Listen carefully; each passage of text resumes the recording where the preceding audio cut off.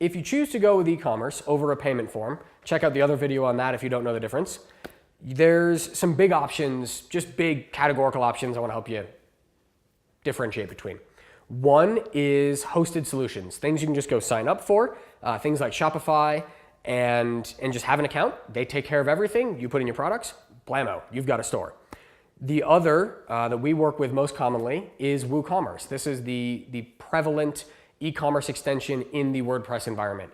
And while WordPress powers about 25% of the entire internet these days, WooCommerce, according to their website, powers 30% of all e-commerce stores. So huge player, obviously probably driven a lot by their relationship with WordPress. And it's great. So there's WordPress, and then on top of that, you put WooCommerce. And then on top of that, there's a whole library of WooCommerce extensions for custom functionality. And then higher than that, in terms of more complexity, and if your business is e-commerce, that's all you do, the more heavy-duty platforms are typically Magento, maybe Demandware.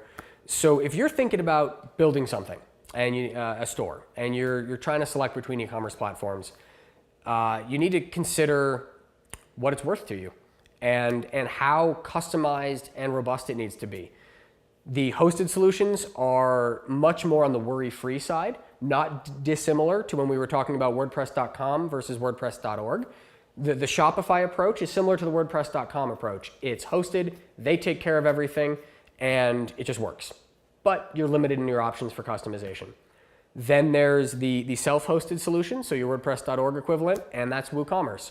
Of course, with our WordPress professionally managed plans at Copperleaf, we try to offer something very similar to you in that we take care of all the responsibility for keeping it up to date, but there is a higher cost because there's more customization, and the more unique you make it, the more personal attention it needs to be maintained. And then finally, there's the real big boy, super complex, very expensive relatively to develop on platforms like Magento.